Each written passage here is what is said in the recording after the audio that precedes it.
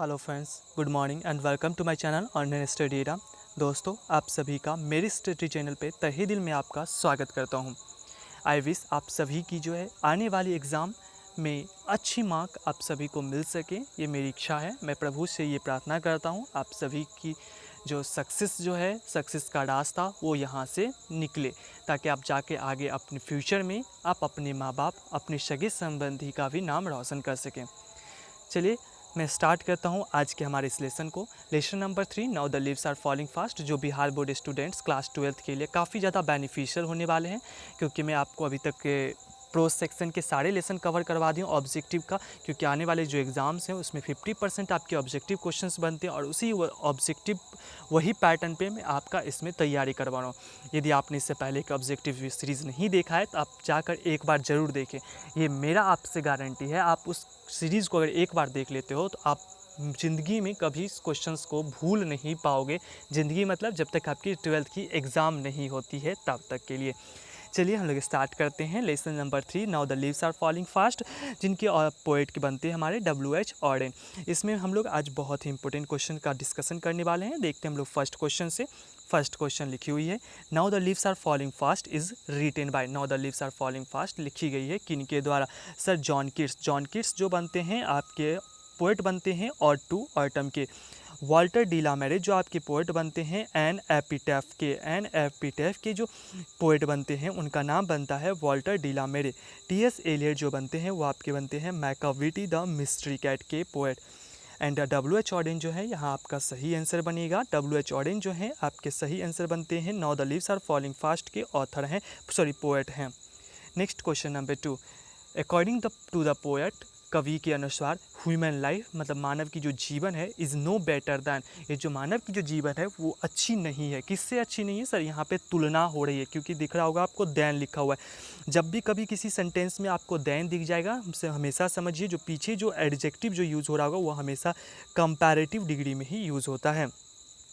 तो मनुष्य की जो लाइफ है वो अच्छी नहीं है, बेहतर नहीं है। किससे नहीं बेहतर है? तो सर इसका राइट आंसर बनेगा सर मनुष्य की जो जीवन है वह मृत्यु से बेहतर नहीं है, क्योंकि मनुष्य अपने जीवन में हमेशा यही सोच के परेशान रहता है कि मेरे आने वाले जो जीवन है उसमें मुझे कितनी ज़्यादा परेशानी होने वाली, उसमें मैं अकेला रहने वाला। ये सब जो है कुछ इधर उधर की बातें हैं जिसे सोच सोच के परेशान होते हैं। इसमें लेखक यही कहते हैं कि हमें आने वाले दिनों के बारे में नहीं सोचना है, जो जीवन हमें मिली है उसे इंजॉय करना है, पूरी तरह से उसका मजा लेना है। Next question number 3, the falling of dash refer to the speedy arrival of death. किस चीज़ का गिरना जो है यह चीज़ को रेफ़र कर रहा है, उस चीज़ की ओर अग्रसित कर रहा है कि हम लोग जो हैं बहुत तेज़ी में मृत्यु की ओर बढ़ रहे हैं। यहाँ पे आपका लेसन का जो नाम लिखा गया है, now the leaves are falling fast, इसका मतलब पत्ते तेज़ी से गिर नहीं रहे। इसका कहने का मतलब ये है कि जो मनुष्य जो हैं वो बहुत तेज़ी से जो है वह मृत्यु की ओर बढ़ रहे हैं। ऐसा कहने का मतलब जैसे पेड़ से पत्ते गिरते, अर्थात पत्ते क्या हो गए, वो तो मर गए, जैसे छोड़े पेड़ को, तो सेम उसी तरह से मनुष्य भी जो है ना बहुत तेज़ी से जो है मृत्यु की ओर बढ़ रहे हैं। और अभी के समय में यह इस पोयम में बताया जा रहा है कि मनुष्य जो हैं सो बहुत बड़ी संख्या में वेस्ट हो रहे हैं, मतलब वो मृत्यु की ओर जा रहे हैं। तो द फॉलिंग ऑफ लीव्स हमारा यहाँ पे सही बनेगा आंसर, कि पत्तों का गिरना जो है इस चीज़ को वह रेफ़र कर रहा है, इस चीज़ को दर्शा रहा है कि हम लोग बढ़ रहे हैं मृत्यु की तरफ। Next question number 4, the dash has become dumb to see the leafless tree. Dumb का मतलब होता है सर गूंगा हो जाना। कौन ऐसा है जो गूंगा हो जाता है, जो बिल्कुल कुछ बोल नहीं पाता है? किस चीज़ को देख करके? पेड़, ये जो पेड़ जो है पत्ता विहीन पेड़, उस पत्ते विहीन पेड़ को देख के कौन पूरी तरह से गूंगा बन जाता है? सर इसका राइट आंसर बनेगा हमारा नाइटिंगेल। नाइटिंगेल मीन्स क्या होता है सर? बुलबुल, जो एक चिड़िया है। इस पोयम में आप पढ़ोगे तो यहाँ पे आपका सेकंड स्टेंजा में नाम आता है कि नाइटिंगेल जो है वह कहती है कि नाइटिंगेल जो है पूरी तरह से गूंगी हो चुकी है, वह बोल नहीं पाती है, वह स्तब्ध हो चुकी है, उसे कुछ सूझ नहीं रहा आगे वह क्या करे। किस चीज़ को देख के? तो पेड़ विहीन पत्ते विहीन पेड़ को देखकर।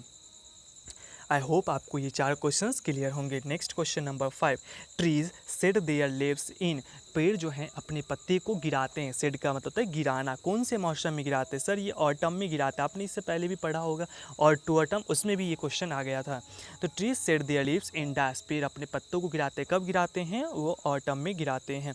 क्वेश्चन नंबर 6, द ट्रैवलर्स जो यात्री हैं आर डैश, कौन है यात्री? अब बताना आपको, क्या वो चिड़िया है, जानवर हैं, हम मनुष्य हैं या मैन है, केवल मनुष्य हैं। मूविंग टुवार्ड्स डेथ, कौन ऐसे यात्री हैं जो बढ़ रहे हैं, बहुत तेज़ी से बढ़ रहे हैं, किसके तरफ? सर मृत्यु की तरफ बढ़ रहे हैं। तो यहाँ पे जो इस पोएम के अकॉर्डिंग जो है द ट्रैवलर्स आर, यहाँ पे जो आंसर बनेगा वी ह्यूमन बींग्स, हम मानव जाति जो हैं वह बढ़ रहे हैं, किसके तरफ बढ़ रहे हैं? बहुत तेज़ी से मृत्यु की तरफ बढ़ते जा रहे हैं। Next question number 7, W H. Auden won dash prize in 1948, W H. Auden को जो है प्राइज़ दिया गया, कौन सी प्राइज़ दिया गया था और कब दिया गया था? मैं आपको बताता हूँ, कभी भी किन्हीं को कोई बड़ा पुरस्कार दिया जाता है तो आप रिवार्ड को ज़रूर याद करें कि कौन से वर्ष में दिया गया और किन को दिया गया।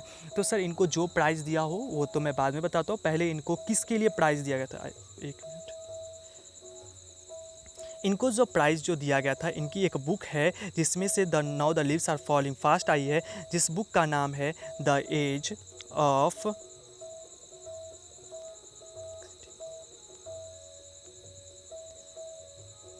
एनिक्सिटी, द एज ऑफ एनिक्सिटी। ये जो द एज ऑफ एनिक्सिटी है, इसी बुक के लिए इन्हें जो है प्राइज़ दिया गया 1948 में।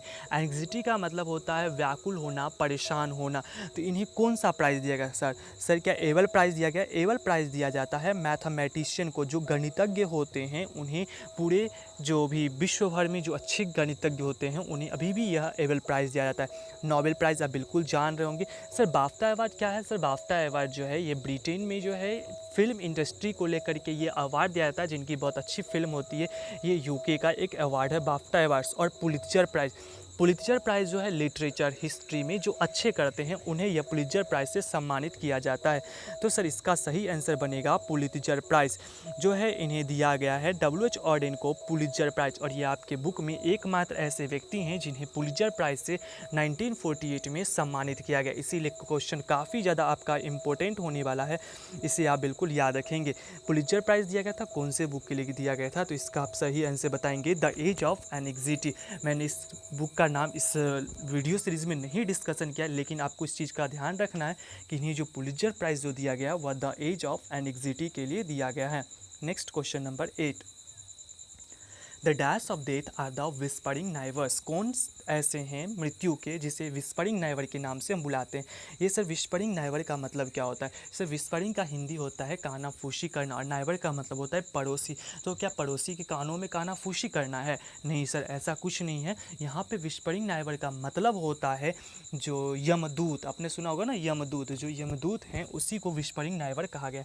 तो विस्परिंग नाइवर है यमदूत। तो यहाँ पे जो सही आंसर बनेगा द मैसेंजर ऑफ डेथ, या आप उसे बोल सकते हैं एजेंट ऑफ डेथ। दोनों आपका सही आंसर बनने वाला है, द मैसेंजर ऑफ डेथ या the agent of death are the whispering नाइवर। मतलब जो मैसेंजर ऑफ डेथ हैं, नहीं तो एजेंट ऑफ डेथ हैं, उन्हीं को जो है यमदूत कहा गया है। संदेशवाहक, जो मृत्यु का जो संदेश लेके आते हैं उन्हें ही जो है यहाँ पे क्या कहा गया है? यमराज से सम्मानित किया गया है। Next question number 9, the prams are Dyson. सबसे पहले आपका एक क्वेश्चन यहाँ से ये हो सकता है, what is the meaning of prams? Prams का मतलब क्या होता है? तो आप ध्यान रखेंगे, प्राम्स अगर आता है तो आप उसका सही आंसर टिक करेंगे अ 4 व्हील्ड कार्ट। एक मिनट,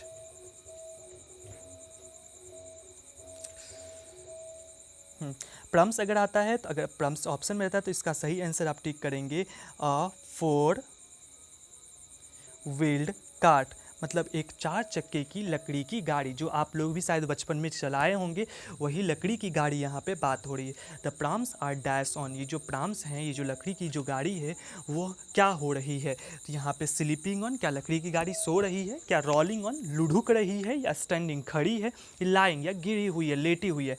सो इसका जो राइट आंसर बनेगा वह बनेगा the prams are rolling on. यहाँ पे कवि कहते हैं जिस तरह से वो जो प्राम्स है, वो जो लकड़ी की जो गाड़ी है, काठ की गाड़ी है 4 चक्के वाली, वो 4 चक्के की जो गाड़ी है ना, वो क्या हो रही है? वो भी मृत्यु की ओर, जैसे कब्र में वो भी जाने के लिए बहुत ज़्यादा तेज़ी से वो भाग रही है। जैसे कोई भी चीज़ को आप स्लॉपिंग पे रखोगे तो वह बिना रुके, ब्रेक के बिना वो भागती जाएगी ना, सेम उसी तरह से इसका इन्होंने डिस्कशन यहाँ पे किया है।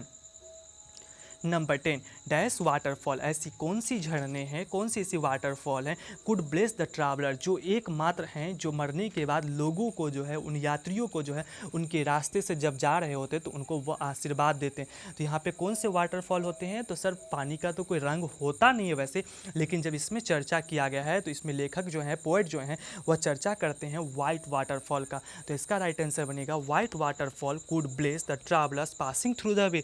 जो वाइट वाटरफॉल हैं, जो उजले उजले जो झरने हैं, वह क्या करते हैं, वह अब आशीर्वाद देते हैं उन्हें, किन्हें, जो लोग और जो यात्री जो हैं उनसे होकर गुजरते हैं। आई होप आपको ये 10 क्वेश्चन क्लियर होंगे।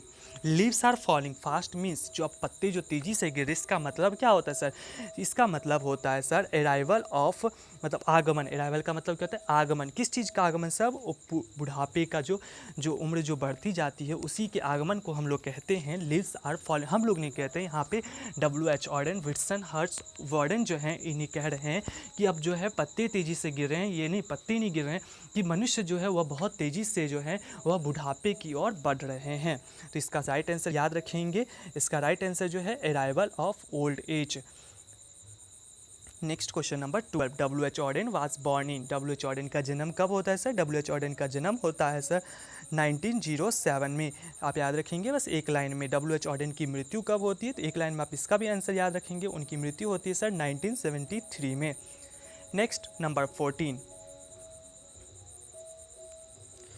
All the nurses gone to dash. सारे नर्सेज, क्या नर्सेज किसको सर? हॉस्पिटल में रहने वाली को नर्स हम बुला रहे हैं या कुछ और नर्सेज हैं?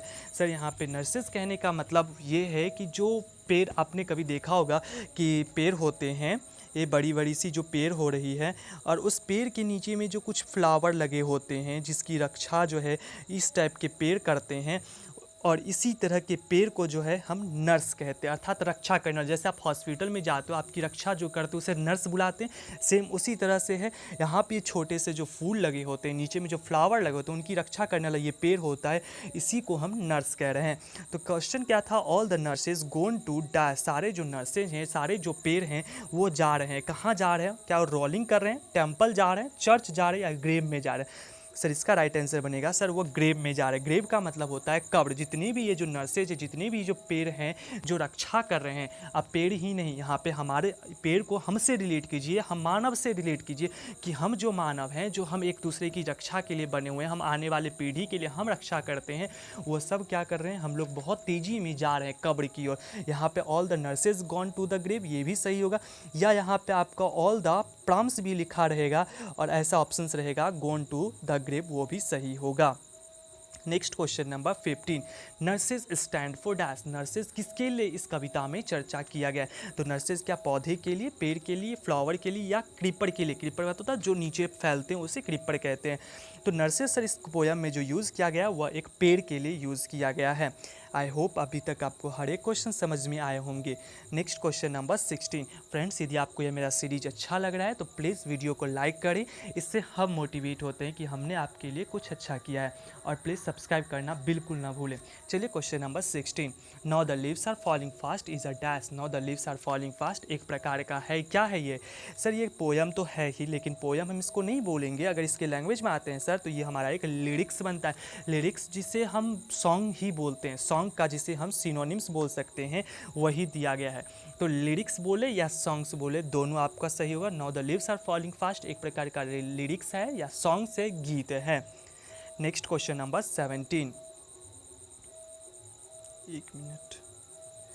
Nurses flowers means, nurses flower का मतलब क्या होता है? जो नर्सेस फ्लावर हैं उनका मतलब क्या हुआ? मैंने आपको जस्ट भी बताया कि जैसे पेड़ होते हैं उनकी जो नीचे जो लगे हुए होते हैं फ्लावर, उसी को नर्सेस फ्लावर कहते हैं। तो नर्सेस फ्लावर का मतलब होता है सर सपोर्टिंग ट्री। वैसे पेड़ जो रक्षा करते हैं, जो सपोर्ट करते हैं, सहारा देते हैं बढ़ने में उस फ्लावर को। जैसे हम मानव क्या करते हैं, जो हमारे आने वाले पीढ़ी होते हैं हम उनको सपोर्ट करते हैं बढ़ने में, उनको सपोर्ट करते हैं आगे हम उन्हें हर एक चीज़ को समझने में। तो उसी तरह से nurses flower means supporting tree. यहाँ पे ट्री से रिलेट किया गया और ट्री के बाद हम सभी रिलेट यहीं से किए गए हैं।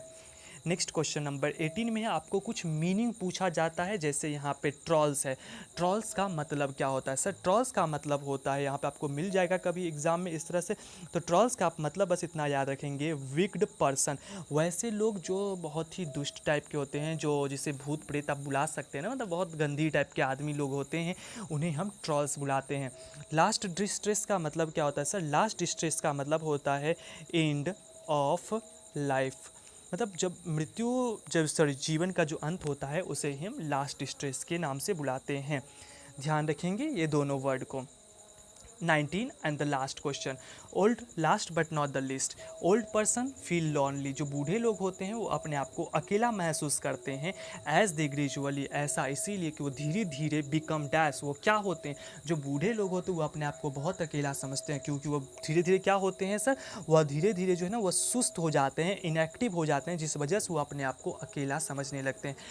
आई होप आपको ये सारे क्वेश्चन समझ में आया होगा। प्लीज़ यदि आपको इस सारा वीडियो अच्छा लगे तो प्लीज़ लाइक करें, और thank you for watching my video.